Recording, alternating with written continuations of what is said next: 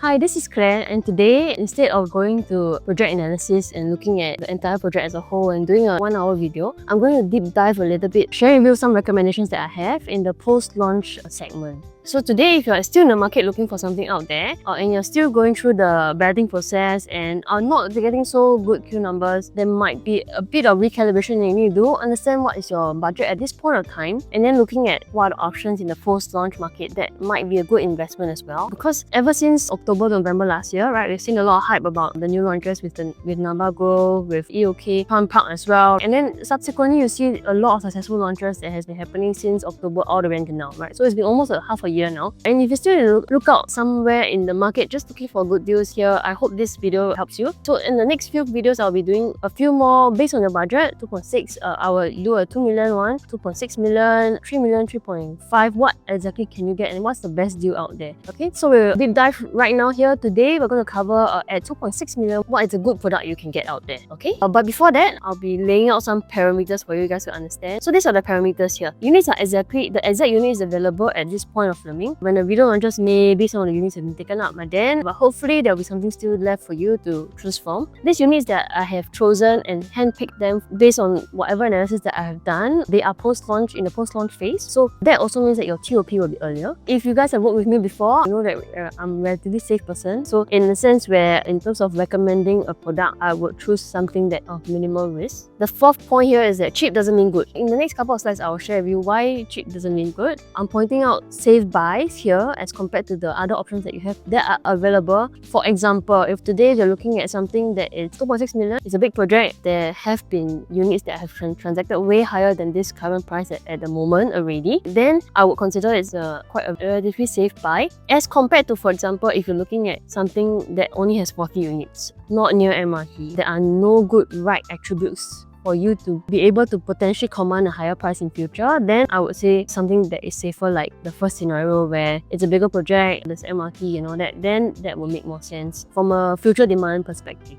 Okay, depending on the objectives, of course, the options will differ. Right now, I'm just laying out based on 2.6 million. If you have been kind of going through the balloting with Alta, Parktown, and all the other projects since 6 months ago, and you're kind of shopping around and looking at actually what are the options out there, am I being priced out? I think that's the more important thing. And looking at the climate in the next couple of months or even a year, what should we be looking at, and what's a safe entry for you today? Because so far, I've clients asking me like, okay, what's the climate for the next 6 to 9 months? And overall, I just feel like what's more important today to understand is that real estate in SG in Singapore has a safe mode. So if you look at the trends over the past 10 years, over the past 20, 30 years, the trend is always on an upward trend. That would also mean that as long as you got the holding power, your property price and your property purchase, as long as you choose the right one, should still go up.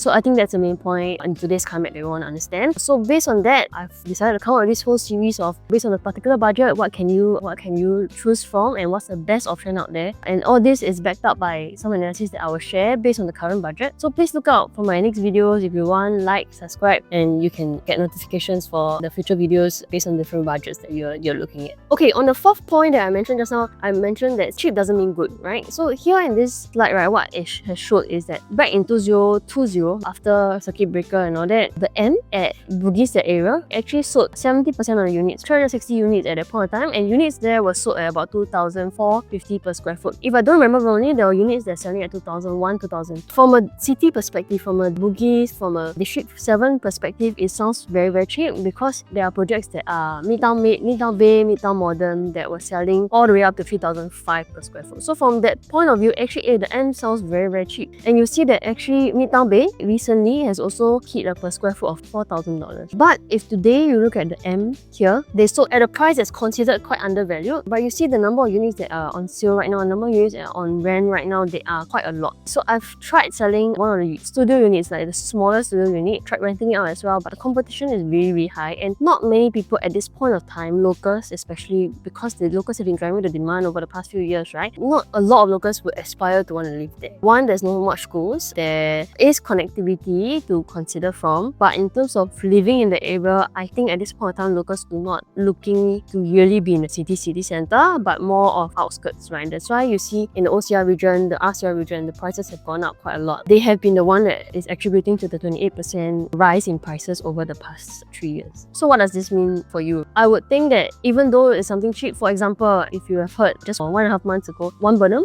actually sold all the units at almost 2007 per square foot. And there were some who bought those units at 2009. So at 2007, it sounds like a fire sale, and then a lot of people came to grab. I think 100 over units were sold. But at the point, if you're buying this for investment especially, at the point when you want to sell, is there good demand for you to support the prices? That's one. Is there good demand for you to be able to sell off quick? I think that are two main driving forces that will drive your prices, and also how easy to let it go. So I think these two factors are really important. You need to be able to understand that before you know how to invest into this. Let's say today I'm recommending a 2.6 million property. At 2.6 million property, you will be paying about 800k in cash CPF for down payment plus the stamp duty. So this kind of money is a lot, which means that the moment you choose right, you will get the returns that you potentially want. This kind of returns on investment that you put in, for example 800k, right? For you to be able to get 100% of that, you need to be able to choose the right product on the market today. Okay, so before I lay out this new option here for you, I wanted to lay out what's the difference between resale and new properties. So today, this is the new property, this is a resale property. For example, you buy a property at, today we're talking about 2.6 million, right? At 2.6 million, if you buy a BUC property, we are expecting about 5% growth in terms of your gross profit that you can potentially earn. No rental income because the building is still building, no vacancy months as well. Your gross profit is about 400k. Today, when you're looking at interest rates for BUC property, because you are going on progressive payment, the interest rate that you pay for is almost negligible. That means over a period of 3 years, your interest that you pay is only 67,000 versus if you buy a resale property today, purely for investment, right? This is a property that you don't need to stay in, you're just buying it for investment. Normally for resale properties, we do project a bit more fluctuations in the prices because there are so many sellers in the same development. Some of them may just drop 100 per square foot, 150 per square foot, right? And then that will affect the benchmark and set the future benchmarks for your prices again. So that will affect the growth as well, right? So normally, looking at past history of projects as well, we would estimate an annual growth of 3%. But at the same time, because you bought this for investment, you purely can rent it out immediately. I have put a rental income of about 4,500, which would give you about 160k total in terms of rental income over the past 3 years. And I have not buffered any in terms of costs. I assume that you can rent it out immediately. So the difference here is actually comparable. Today, if I bought VUC property, I just purely based on the growth alone, I can estimate a gross profit 5% of it at 400 over 1,000 after 3 years. That means upon TO3. But if I bought a resale property and I rented it out for 3 years, no downtime at all, I would have also grossed about 403k. So that's quite significant as well. It's almost comparable. But today, if we look at the other expenses that you incur while renting out the property, I think that will add up as well. So for BUC properties, because you're on progressive payment, one, the interest rate is not that high. So because it's on progressive payment, the disbursement amount is less, and then it goes up along the way. At the 3-year mark, we will have disbursed the TOP stage, but there will still be a 15% before TOP, which makes your installment quite reasonable. Okay, during the whole 3 periods, no maintenance fee as well, no property tax, no major renovation, minor renovation, furnishing and all that. If you don't want to sell the property upon TOP, you don't have to furnish the lights or do any curtains up as well. You can just sell it empty. Okay, but if you go to a resale property today, the interest that you pay, because the interest has gone down, but it's still at about 2.45%, the interest that you pay based on 2.42% at this point of time will be 136,000. Okay, maintenance fee, assuming $450 a month, you'll be paying 16,000. Property tax over 3 years owner occupied. Major renovation, they've done some furnishing and fitting if you need to furnish the flat before you rent it out, and then including agent fees of 3 years worth of agent fees that you would pay for a 3-year lease. Those expenses will add up to about 200 plus, right? So net, if you look at gross profit, yes, you will achieve the same because you have rented out the property, and if you have taken a loan, the interest that you pay will be 136,000. But if you look at gross profit minus the total cost, your net profit actually is double for a BUC property. That's why in today's market, choosing new investment point of view still makes the most sense from the cost perspective, but choosing the right one will make a big difference in terms of profit. There might be some that today, because you choose wrong product, whether the price that you enter into is on the high side, it's difficult for you to exit, or you choose the right product that will give you double in profits. So yesterday, I just met a client at Avenue South, right? He's staying on a above 40th floor, almost 50th floor. The view is great. Towards the sea, you get the CBD view and everything. But from his floor all the way to the 6th floor, right?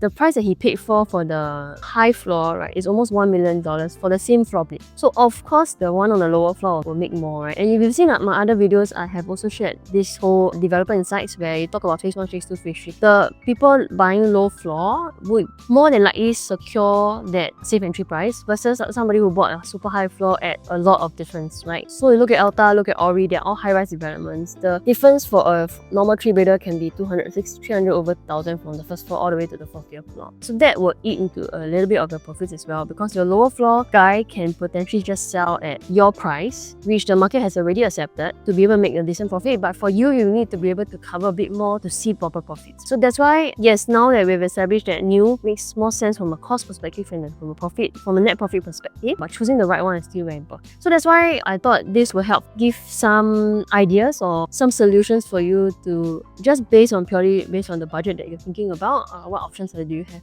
available. If I have not rolled out a video for your particular budget, you can just DM me and I can share with you exactly what units I can think about, because at this point of time, at 1.8 million, I have a unit for you. At 2 million, 2.5, there is a solution out there, but it really depends on your objective as well. Okay, so here's the recommendation that I have at 2.6 million. Why 2.6 million? Because at 2.5 million, actually for let's say looking at 3-bedroom, right, there are really not much options available. There are boutique projects that are more maybe freehold that are available, but for you to exit with a strong future demand is not that easy. So here I'm looking at Chuan Park. So this is in District 19. It's in the OCR region. It's going to TOP in 2028. I think a lot of people heard about Chuan Park because it launched the Diwali weekend, and then I think out of the 900 over units, there were about 3,000 over checks. That means 3,000 over interest looking to buy Chuan Park. So not a lot of people had the opportunity to. But at the same time, depending on your queue number, right, what options you have available. Of course, some of the layouts that I like the most in this development has all been sold out. But looking at this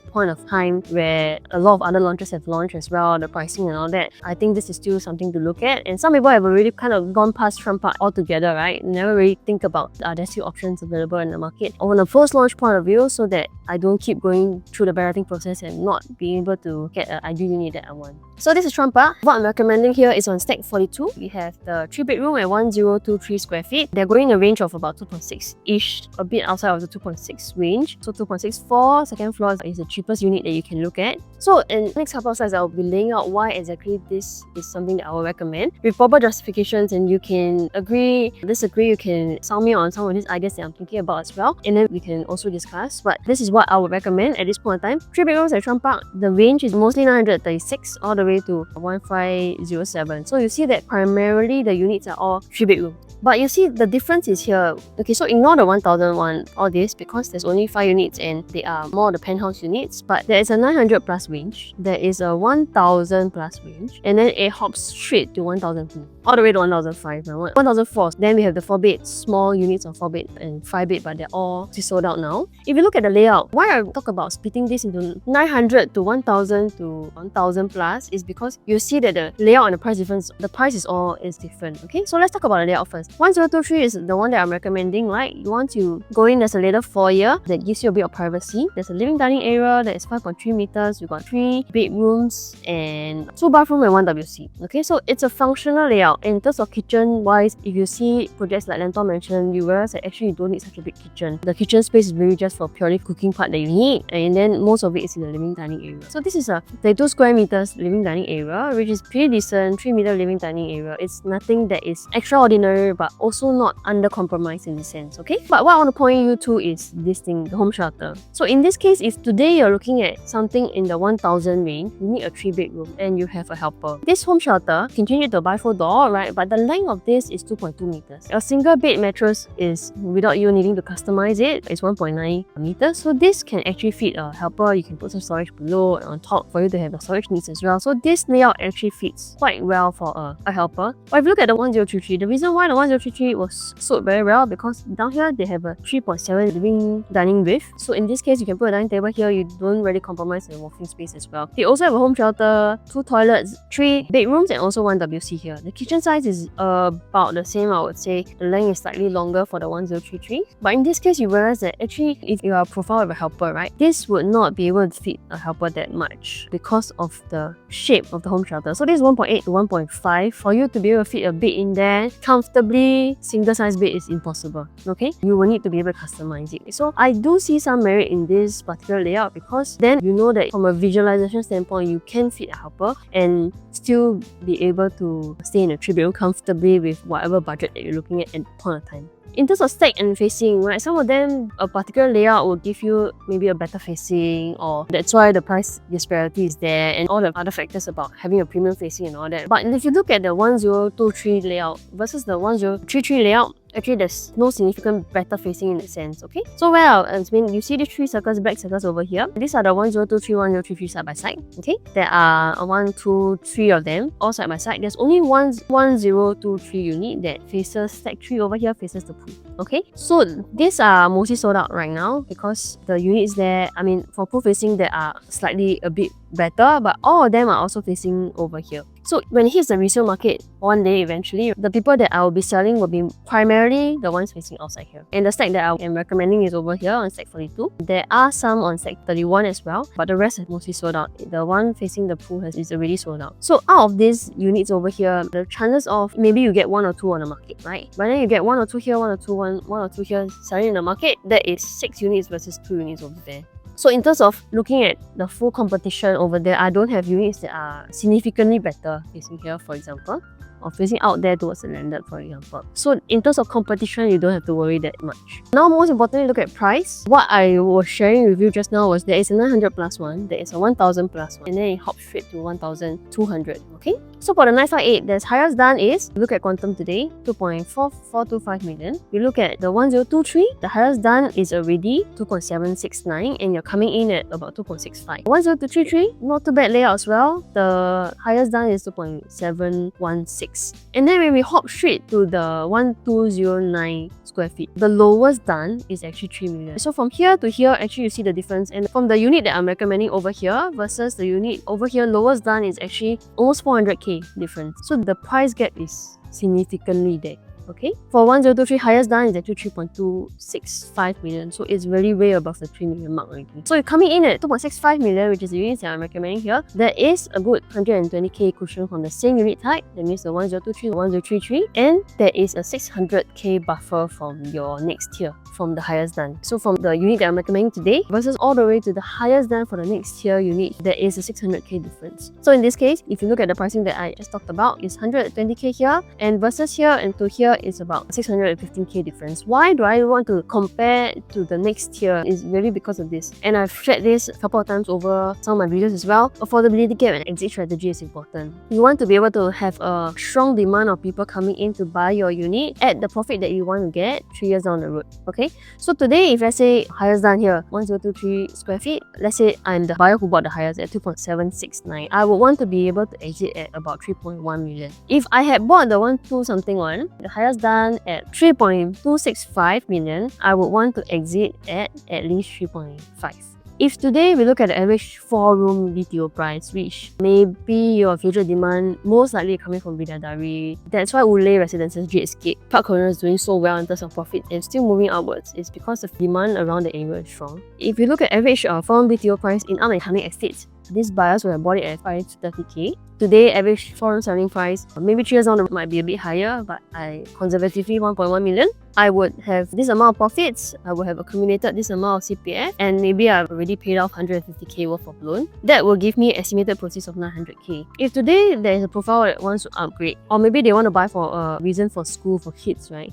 Being able to afford it comfortably without topping out any cash is important. Okay, so today if I bought 1023 at 2.65 million, I want to just put it for investment point of view. 3 years later you want to exit, I want to sell at 3 million at least to be able to see some decent profit. My down payment plus stamp duty comes out to slightly less than 900,000. If today I bought the 1206 square feet at 3.2 million, I want to be just sell at 3.5 million to exit fast, right? The down payment and stamp duty will cost up to 1 million. So that is quite a significant difference, even though it may not be significant from this point of view, but for a buyer to exit their foreign HDB with 900k estimate proceeds And to be able to top up another 150k for cash for a 3.5 million property, the barrier is there. The barrier to entry is there. So for you to come in at this kind of quantum and to be able to exit comfortably, the probability and the chances are very high. But for you to buy something that is on higher quantum, your demand pool is slightly different. You need to be able to have someone that has accumulated very, very good wealth, let's say from this BTO, and also additional funds from somewhere else to be able to come in at 3.5 million. So the demand generally will be smaller. You'll be looking at different pool of buyers today. So here are my conclusions. Exit strategy needs to be clear. You need to know where your future demand is coming from, because ultimately affordability is key for upgraders who are your future demand, especially for this product that I'm recommending today. Entry price needs to be right. Paying, let's say for example, if you look at other neighbors around your area, they're already paying 3,000 per square foot versus your neighbor of the same layout. More than likely, if you're paying 3,000 per square foot, it's slightly higher to see the returns. You see that in Avenue South, like I mentioned for example earlier. The profits that he or she will get will definitely be less significant than the person who bought in the lower floor, unfortunately. Okay, so this is where I wanted to share just now. The unit that I was looking at earlier, the one that I just mentioned earlier, the 4-bedder. But in this case, if you want to compare Avenue South residences where I talk about low floor make more versus high floor make less. Here, the people who entered 6th floor, 4th floor, all the way up to 20th floor, they entered at a good entry price at about 1,000 to 2,000 on average, and they profit about 200 to 270,000 over the 3 years time frame. For phase 2, those that enter here, 20 plus floor all the way to 30 something floor, they entered 2000 to 2001. They still make quite decent profit. Some of them make 200 plus, some of them not so good ones, maybe the higher ones, they make about 100k. For this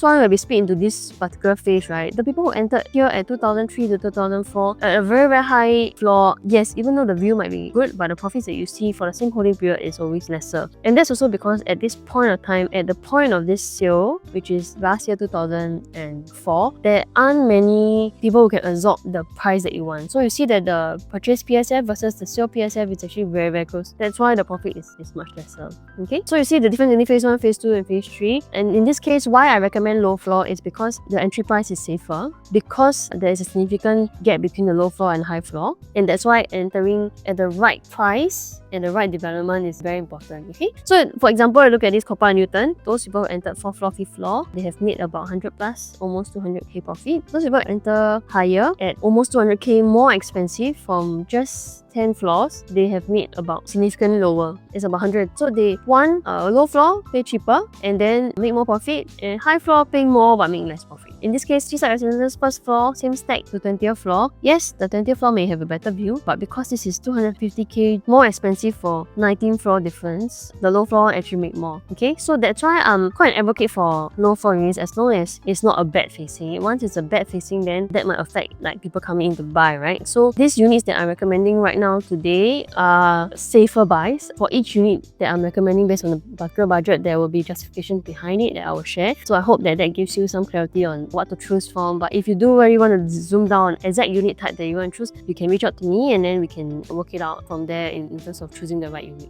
Some more examples over here. Clement Canopy, low floor, exact same size, exact same stack. Bought before price increase, almost about 200 plus difference. Bought 240k cheaper, profit 160k more. Principal Garden, same size, same stack. Bought before price increase, 100 plus k cheaper and also profit even more. That's why what I've been reiterating in this video is more of your entry price has to be right. You know where your future demand is, and you know that you want to be able to let go fast, and you know that there is proper demand coming in. It's okay. So this is my contact number, Instagram handle. If you do want, you can pause this video and also just scan the QR code and WhatsApp me. If you do want to look at these options, or if you have a bigger budget, a smaller budget, you can also reach out to me, gather your thoughts about some of the units that you might be thinking about, and then I can share my analysis with you and see whether it's the right choice for you as well. Of course, your objectives will be different. Maybe you're in a phase of life that you need to buy for school, then you can still choose the right product if you're looking to buy for school.